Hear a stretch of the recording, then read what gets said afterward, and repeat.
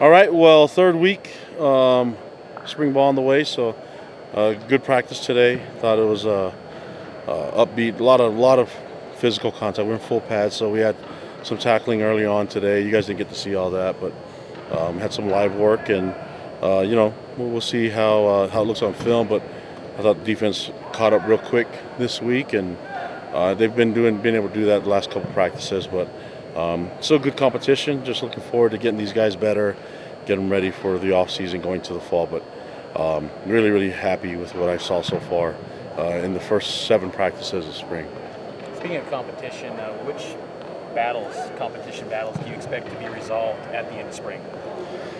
I don't know. I don't know if we're going to have a lot of them resolved because if you're looking at linebacker, there's still some guys that's still banged up, and Peyton Wilgar and Keenan Peely are guys that are going to be in the mix, but there's a bunch of other guys that are going to be competing for those spots too.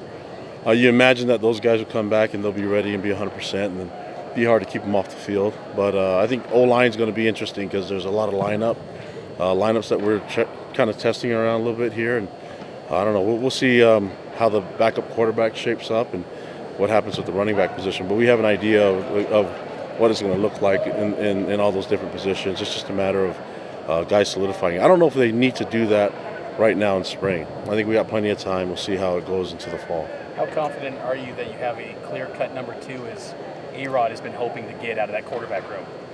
Yeah, I thought that we would have more of an idea around now, but it just goes to show how the other guys are all competing. I mean, Soljay's kind of crept in there, but Cade's doing some really good things, and Jacob's gotten a lot better since the end of last year. So, they're making it really hard for us to decide on it. But that A-Rod and I will talk more, and I think it gets settled on the field. We have more practices to go. So today was a good look at it. Roughly halfway through spring camp, 7 of 15.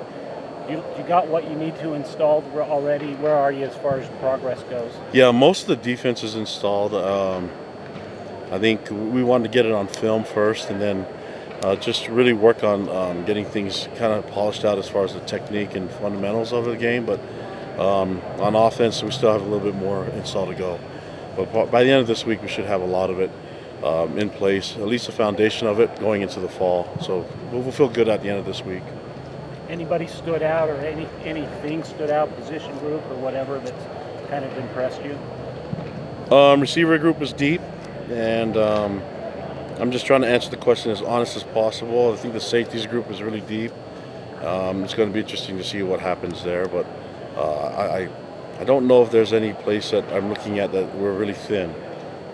We need to get some guys healthy, and then we're even better and even deeper than we are currently right now. So I still feel good about it. To be honest with you, it's good to see Keanu get back and run with the ones like he normally does with the 1s and 2s, and then you just see him and Joe and Kingsley and others just playing different positions, and so I think we'll have a really good opportunity to rotate some guys at O-line. I think we have 10 guys that have started games, so you only can play 5 at a time unless A-Rod comes up with some really cool packages that I would probably be on board with. I mean, all the linemen say that they can play running back, but I think everybody wants to do that ever since we put Kyrus out there, but I don't know if we're going to be going that route with these guys.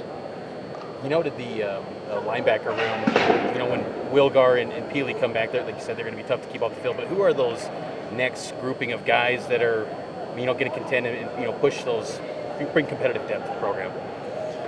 Ben Bywater is going to be there in the mix. We moved Pepe there. Pepe can play that hybrid OE spot if we need him to.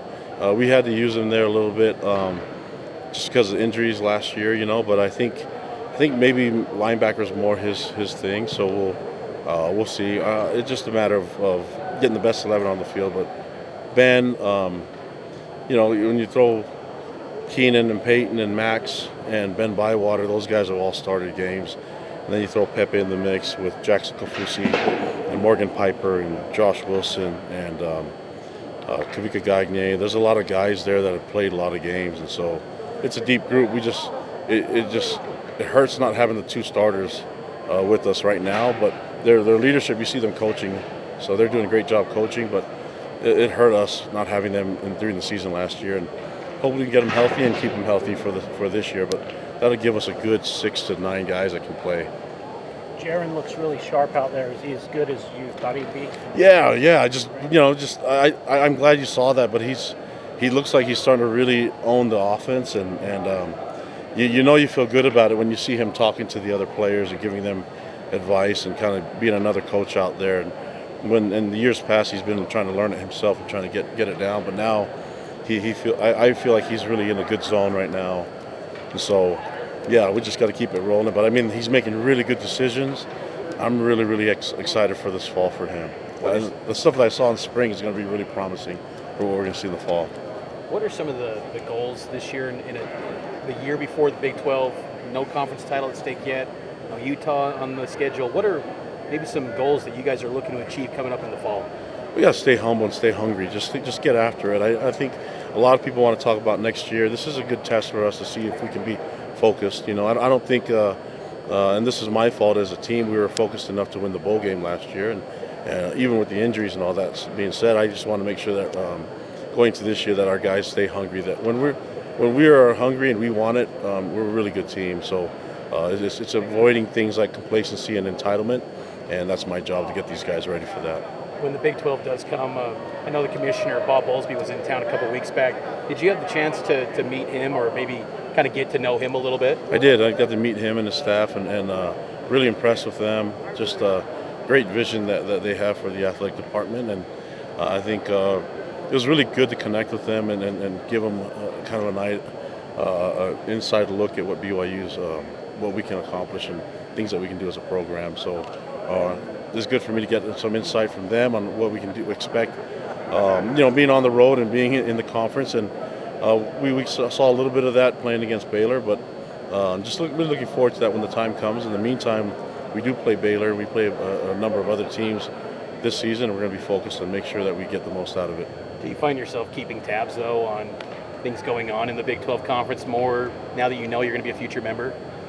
Yeah, I probably pick one of them to win the conference, win the whole March Madness. Just last year I didn't care, and this year, last year I wanted Gonzaga to win. This year probably pull for Baylor, or Kansas, or whoever's in the Big 12. So, yeah, good question. I answered it as honest as I could, right? Thank you. What's the impact? Have here today? Was that high school?